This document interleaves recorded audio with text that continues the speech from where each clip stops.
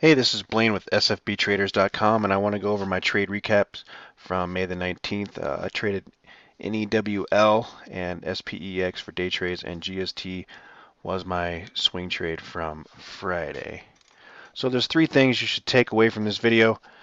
First one up, I'm going to go over the NEWL example, which is a low float after a reverse split and how they can squeeze hard under the right circumstances.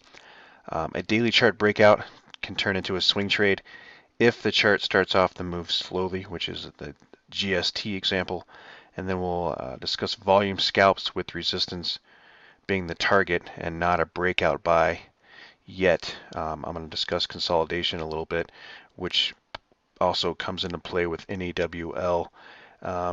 So if you miss the first move, wait for it to reset up. And my realized gain today was 775 bucks. And here is my NEWL fills from my brokerage account. All right, let's look at the charts here. Get down to the fun stuff. So NEWL. This is the 5-day chart that I have on the screen now, and what I was looking for is a positive momentum reversal signal. Basically, this turns into a bullish flag after we had a reverse split last week, which turns this into a kind of a low floater. Basically, the amount of shares in the market are much less than what they were the previous day. So they sold it off on Thursday, propped it back up on Friday, and finally everyone realized that it's probably due for a bounce, and all the short sellers that have been shorting this thing for quite some time are ready to finally cover as well. So all this just leads to a strong bounce that we took long in my trading room at 108, right as it was breaking above the early morning downtrend that formed this flag and then popped to the upside here. So we can now zoom into the 1-day chart. This is what I had on the screen during the day, as I wanted to show people this flag setup, and then I zoomed in 1-day 5-minute on my other screen so I could watch the action in real time. And here's the flag setup again after the early morning pop. It traded sideways, the consolidation. So again, as I mentioned just a minute ago, one of the things to take away here, if you miss the first pop, it's okay. You don't have to chase that just to try to get in. You can wait to see if it trades sideways, see if it consolidates, see if this forms a support level, which it did at 1. And keep in mind, $1 is the threshold to be listed on the NASDAQ, and they're aware of that. The financiers are well aware of that, and they probably help support this up at 1, just to keep that support there. So my risk was, once it finally kind of broke to the upside here and a little bit of volume, I bought it and I filled at 108. My risk was going to be if this dollar failed. So for example, if this would have popped up and hit like 112 and then just got stuck and then ended up fading back down below $1, I probably would have just took my loss and been done with it, as the financiers could have just crushed the price as they did after the last reverse split a couple months ago. So however, in this case, we got lucky and it was finally ready to bounce, and they let it move without crushing the share price. So it perked up from 108, and I ended up selling half into this initial pop here at 128. Took 20 cents off there first, and then let the rest ride. Now this is what I like to call the parabolic move.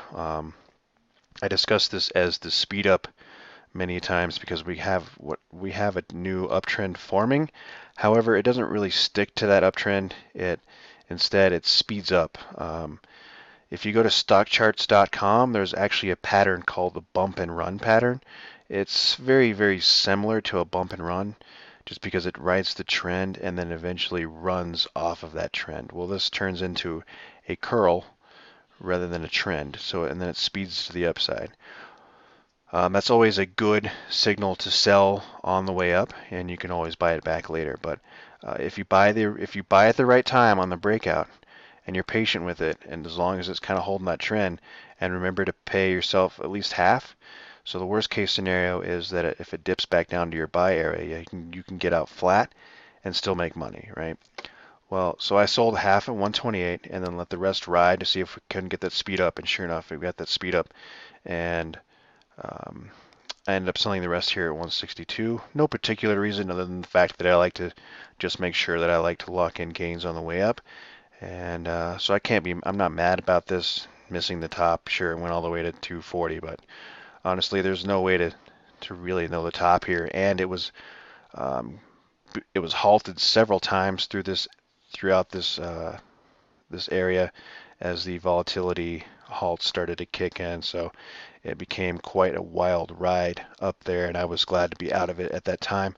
However, it did set up again, and I ended up trading it one more time here. So after the initial run up, the nice run up here, we had another consolidation period, which it traded sideways again here, but this time it formed, instead of a bullish flag, if you will, it formed a little bit of an ascending triangle with the demand proving greater than the supply, eventually breaking through too.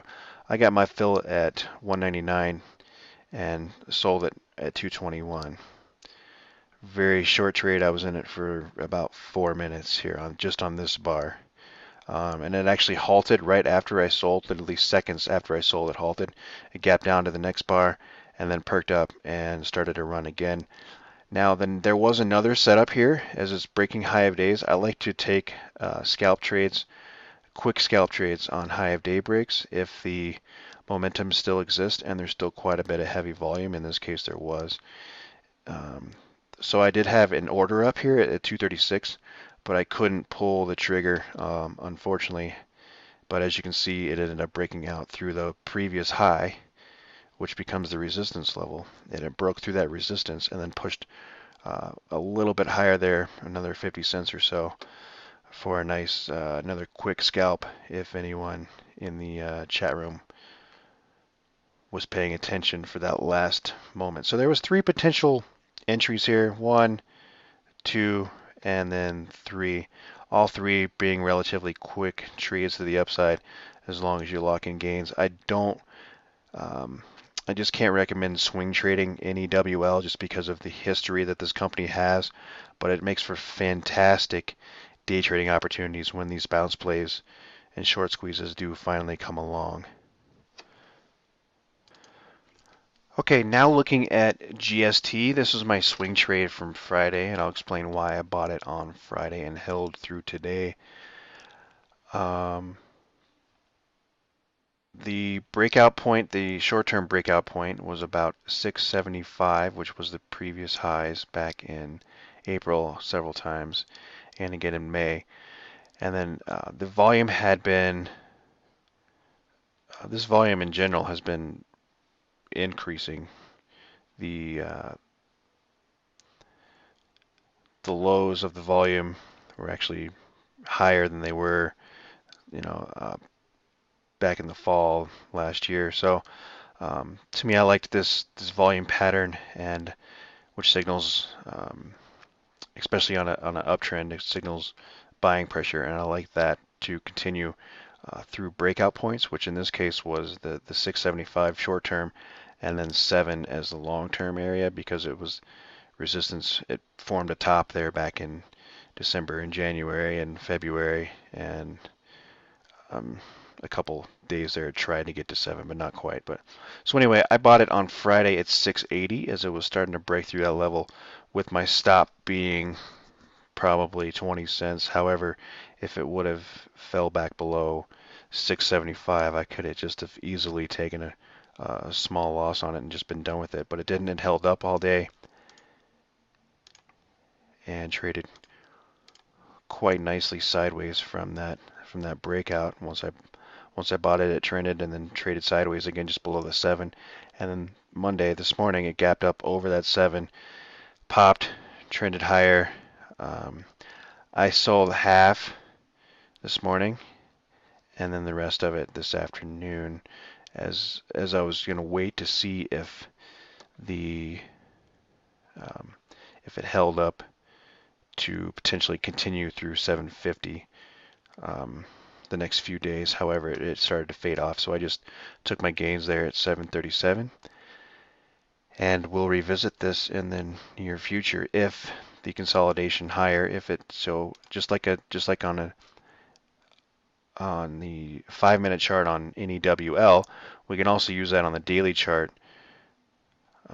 If it consolidates higher a few days and then sets up to break through 750 or a follow through play through 750 tomorrow, either or, there's going to be bullish setups that we can scalp to the upside, or if it consolidates for a few more weeks and then breaks above 750, then it could be another potential swing trade depending on how slow or fast the move is, which is why the point of on the PowerPoint just a minute ago was the slow versus fast breakout, and this was a very relatively slow breakout.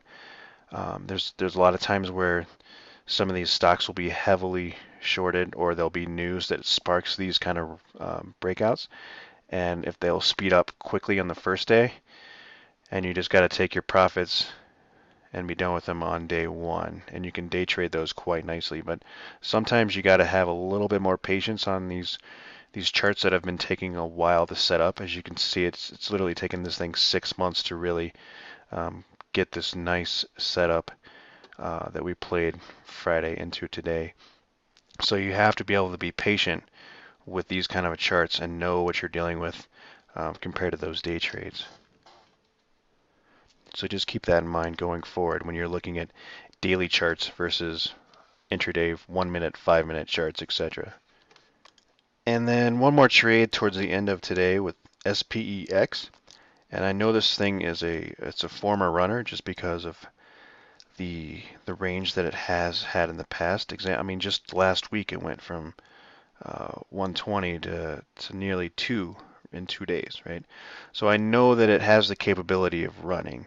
And anytime I see that kind of volume hit the market at any one time, it can very easily be a quick scalp opportunity.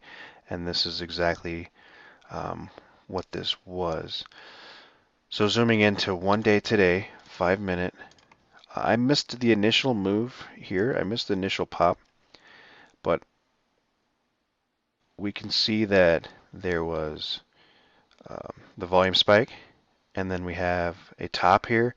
The white line is where the top of that one candle is, right? So it hit 164 there, pulled back, and then opened the next candle below 160 even, and then it started to perk up.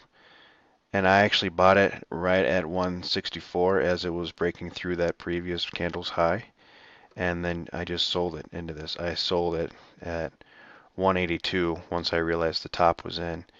And also because if we look at the 2-month view, 180 has been it's kind of a resistance level here.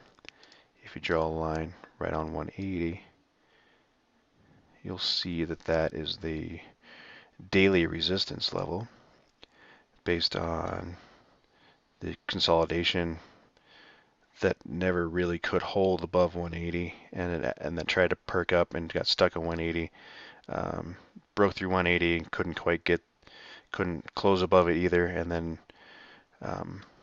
also tested 180 there and couldn't really hold above it either. So 180 and 2 are the key resistance levels on SPEX at this current time.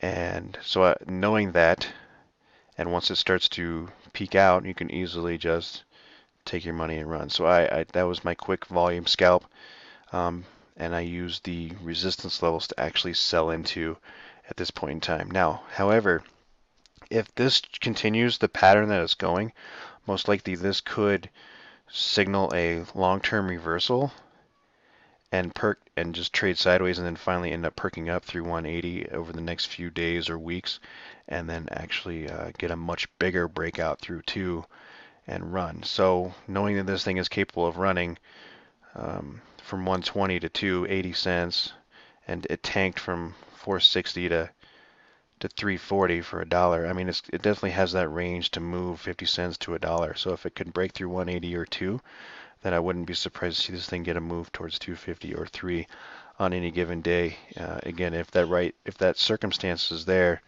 and the volume is also there, kind of like on NEWL example too. So There's 3 good examples to learn from today, guys. Hopefully you made money on a couple of them. And please let me know if you have any questions. I will email out a watch list for you in the morning and see you in the trading room.